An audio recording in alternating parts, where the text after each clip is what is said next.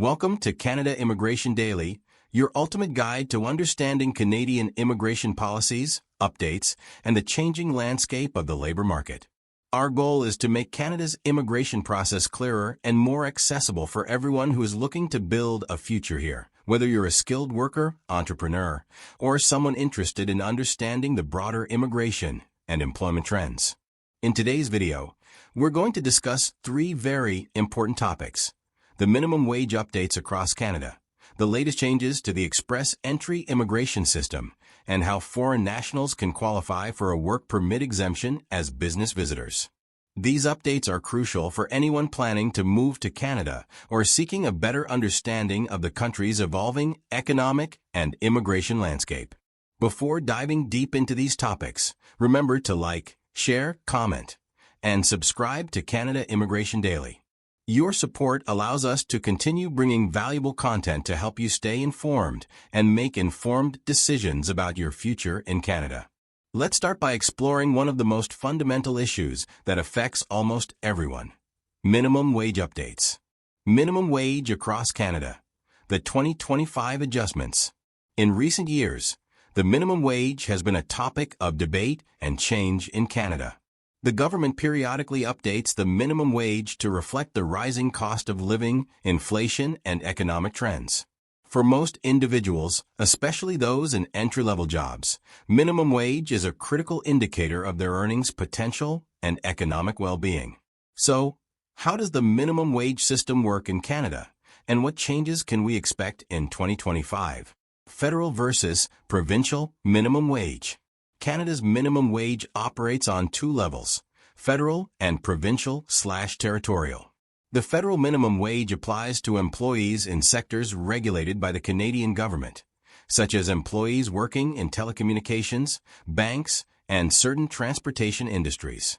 In contrast, provincial and territorial governments are responsible for setting minimum wage rates for their respective regions, which means there can be significant variations in wages depending on where you live or work in Canada. It is important to note that in some provinces, such as Ontario, British Columbia, and Quebec, minimum wage rates are reviewed and adjusted annually to ensure that workers' wages keep up with inflation. For example, in Ontario, the minimum wage for most workers will rise from $17.20 per hour to $17.82 per hour in October 2025, while in Nova Scotia, the wage will increase to $15.40. In contrast, the Yukon is set to become one of the highest-paying regions, with a projected rate of $17.97 per hour.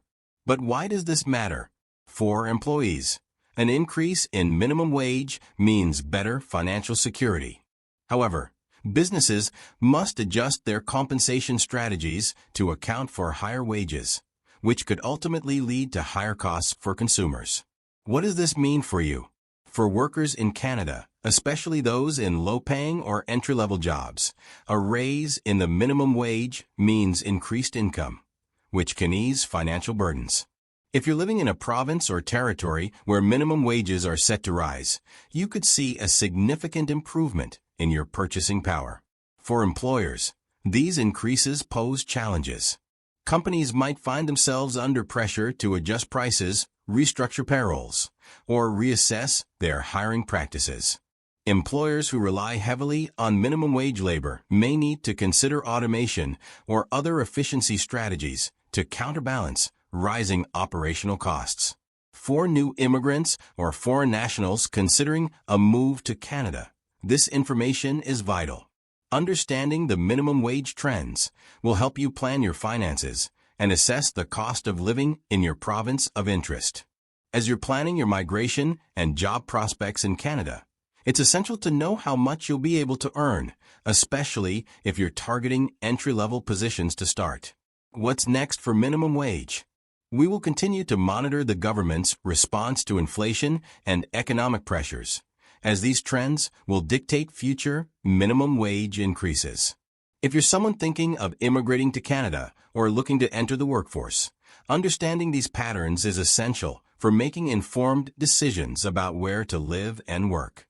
Express entry. Major changes and new categories in 2025. Now let's dive into the express entry system, which remains the primary pathway for skilled workers to apply for permanent residency in Canada. The express entry system is based on a comprehensive ranking system, CRS, that scores candidates based on factors such as age, work experience, language proficiency, education, and adaptability. Candidates with the highest scores are invited to apply for permanent residence. However, in recent months, Canada has introduced several important changes that could affect your chances of being invited to apply. These changes focus primarily on increasing the flexibility of the express entry system by introducing category-based draws. What are category-based draws?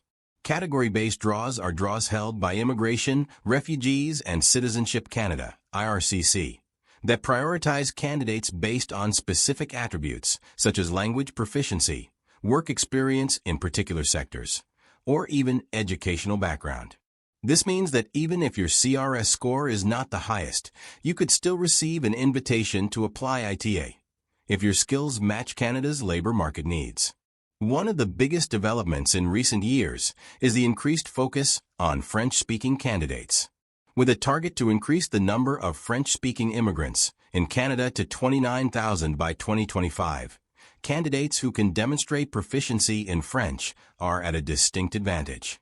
If you speak both English and French, you may qualify for additional CRS points, making it easier for you to receive an invitation.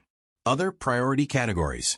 In addition to language, healthcare and trade professionals are also seeing increased priority in the express entry system.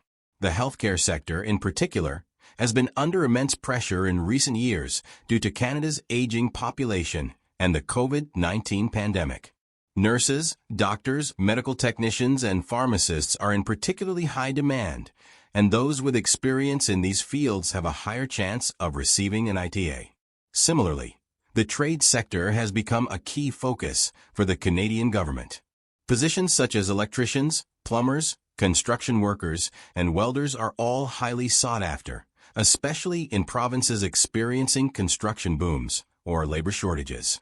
If you're a skilled tradesperson, you should be paying close attention to the new trends in the express entry system. How do these changes affect you? If you're someone with a high-demand skill or French language proficiency, now is a great time to apply through express entry. Even if you don't have the highest CRS score, you might still be able to secure an ITA through category-based draws. If you are planning to move to Canada through express entry, we recommend tailoring your profile to match these high-demand sectors. Brush up on your French if you're not already proficient, and look for ways to boost your qualifications in fields like healthcare or trades.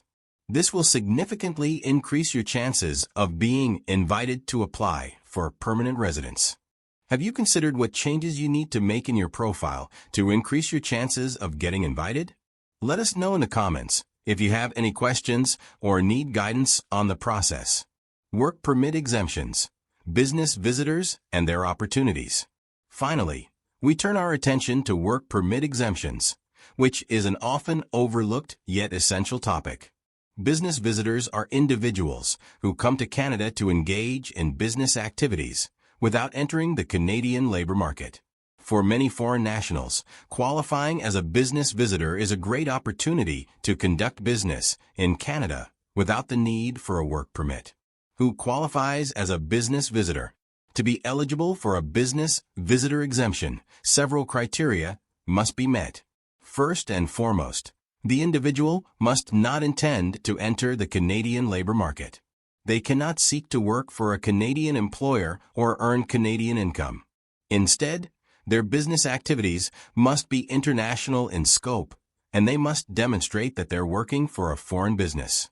Some common examples of business visitors include supervisors who come to oversee the installation of machinery or equipment, individuals who are attending board meetings for a foreign company, representatives purchasing goods or services in Canada for a foreign business, individuals receiving or providing training to a Canadian subsidiary of a foreign company. The process for business visitors. Even if you are exempt from requiring a work permit, you still need to meet basic entry requirements to visit Canada.